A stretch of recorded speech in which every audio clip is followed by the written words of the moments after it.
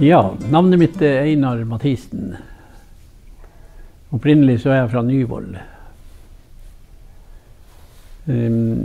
Vokste opp på et småbruk med fiske og landbruk virksomhet. I 70, ja, fra 72-73 begynte jeg å tenke på å starte med noe eget og vandre rundt og besøkte noen traktorimportører på sørpå. Og det var noe aktuelt da med enten John Deere eller Fiat, som jeg snakket med to. Begge som importerte dem på den tida.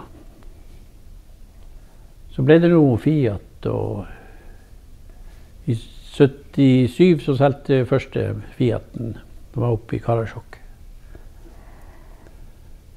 Og det ble nå ganske bra med salg etter hvert, for Fiat var tidlig ute og fikk et skikkelig godt firehjulstrekk, og firehjulstrekk var jo fantastisk å ta seg frem, og både på blaute jorder og i fjellet overalt. Så den første traktoren solgte jeg til Myrskogen. Det var i Karasjok og et godt stykke innover vidda. Så var jeg nå der og hadde førstegangsservice der. Og hadde ikke tenkt på det her med myggolje og sånt der. Kom nå inn der og så visste jeg det var jo kolossalt med mygg. Og så gikk jeg nå og spurte dem som bodde der om de hadde noe myggolje. Nei, myggolje det hadde de ikke bruk for. Så man måtte bare skynde seg å bli ferdig der før man ble spist opp. Men det gikk nå bra. Og man hadde jo både salg og service, og det var nå mange historier i forbindelse med det da. Det var ikke alltid at det var garasjer og sånt, og det skrudde jo mye ute hele året. Etter hvert så ble det nå virksomhet og startet med påhengsmotorer og båter ganske tidlig. Vi leide nå sånn Nordmann Halvorsen på Elvestrand, garasjeplass og lagerplass og så Harald Nyvoll der. Og så flyttet vi nå over til dreieverksted på Kjosen med Elva, sånn Reidar Johansen. Sånn dreieverksted. Og da fikk vi jo bra verkstedlokale. Og etter hvert så bygde vi selv opp på sentrum. Og så ble det nå campingvogn og bobiler. Det ble en trangt der. Og så flyttet vi til Elvebakken og var nå der i 10 år. Og vi ble enda flere ansatte og det ble større virksomhet etter hvert. Og vi fikk nå inn begge sønnene og kona og ja, ordentlig mange av familien som var med i firmaet. Og så har vi bygd her oppe på Skillemoen nå, ganske stort bygg. Så nå er vi nå 25 ansatte.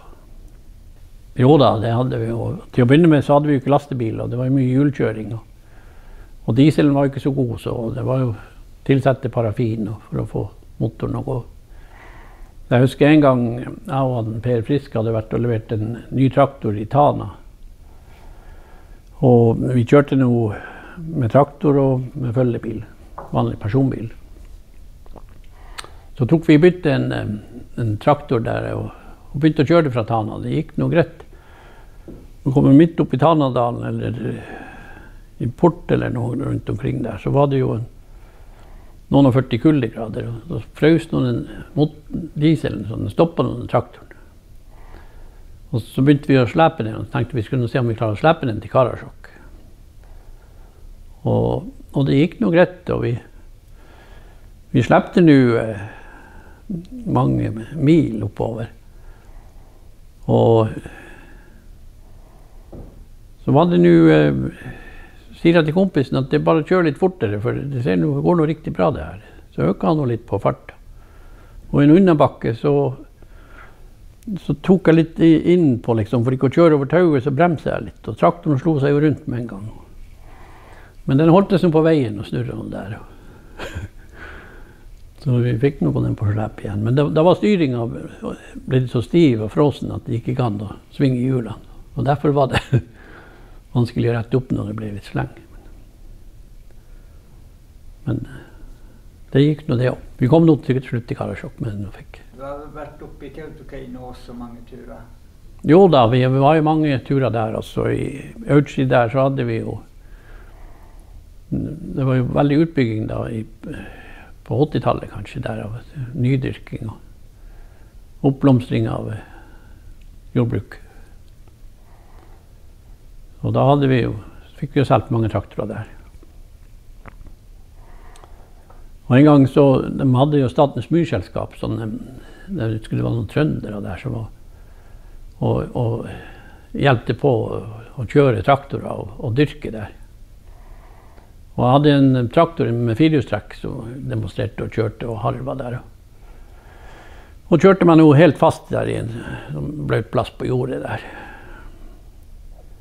Og da tok de der trønderne og de lokale bøndene og høgde noe bjørk og fikk trødd ned i der. Og vi fikk nå til slutt opp den traktoren. Og så tok han over han ene som var som proff traktorkjører der. Og kjørte over den bløte området, harva opp de stokkene, og han bar aldri fast. Så det var litt forskjell på sjåfør. Etter hvert så gikk det jo mer over på fritid, og fritid ble jo en veldig stor satsing med campingvogn og bobiler etter hvert. Så de siste årene så har jo det vært det største utviklingen på firmaets omsetning. Og for 2 år siden nå så ble vi jo importør på New Holland og Case traktorer, så da har vi jo områder fra Trøndelag og nordover. Og legger opp til å få forhandlere og representanter i Nordland og Troms og i Finnmark. Så det er jo enda under utvikling. Så det er jo et veldig spennende prosjekt. Nei, vi hadde jo liksom tidligere med Fiaten så hadde vi jo distrikt i Nord-Troms og Finnmark da, så vi var nå selvfølgelig opp Pasvikdalen og ut med kysten, og Båtsfjord var jo enormt godt område med mye fiskebruk som brukte traktorer, så jeg tror det var på det meste der så var det vel 14 fiskebruk. Jeg husker nå ett år så solgte jeg 6 traktorer bare i Båtsfjord. Så det måtte også være på slutten av 90-tallet kanskje. Så hadde vi en avdeling i Mandalen i Kåfjord, i Lyngen. Hadde 3 mann der som jobbet. Omtrent på samme tida.